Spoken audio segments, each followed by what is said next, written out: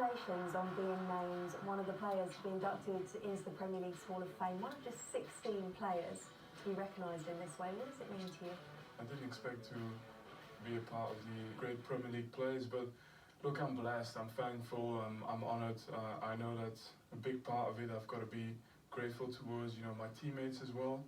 My career is past now, so these kind of things, they're nice to pick up along the way.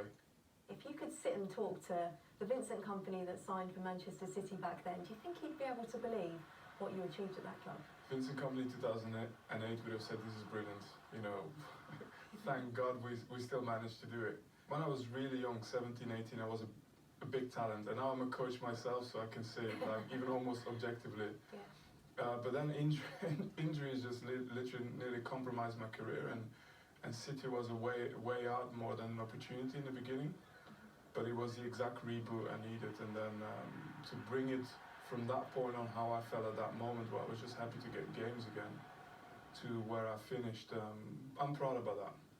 Since you've left the football club, Manchester City have continued to win things, and of course, they've been going toe-to-toe with Jurgen Klopp's Liverpool. João Cancelo. Gabriel Jesus comes in and scores! Are these the best two teams in the world right now? They're the best two teams in England, which is the best league in the world. It's a good start. They're the most complete teams, and it's such a dangerous game to play against these guys in every phase of the game. And so they're top players, top coaches. I hope the Premier League enjoyed to have those guys there. Yeah. You've been in these situations, in these intense title run-ins, in these battles with Liverpool as well. What's the pressure like? I think it's just routine for City. Knowing the players that are in that dressing room, most of them have been in that position before. And they know if they got to win another 15 games, they're going to win another 15 games. If they got to win 5 games, they're going to win 5 games. I think Liverpool knows it as well, and I think Liverpool is just as good now at managing it. I think a few years back it would have been different, but I think this Liverpool side and what I see, winning 4-0 against United and just brushing it aside and moving on to the next game. Liverpool have scored 9 times in one season past Manchester United. If there's a side dropping a point, there'll be a major problem. Let's talk about Vincent Kompany, the manager then. How have you found the transition from going from being a player to being the main man, the manager? It's the best decision I made. I mean, you learn on the job. It's the best way I can describe it to anybody who's a footballer right now and is thinking, you know what, and near the end of my career, you learn on the job. It's the best one.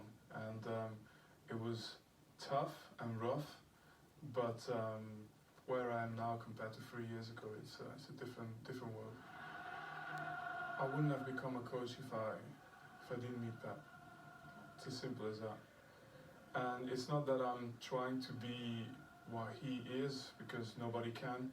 It's more that it was the first coach who, for everything you did on the pitch, told you why you're doing something.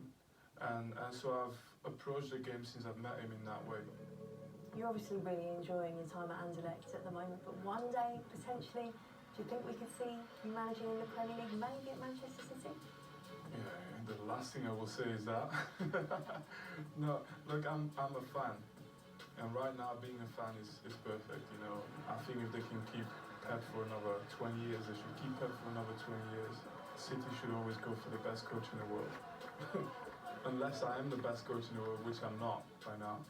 So they should go for the best coach in the world. That's how big the club is now.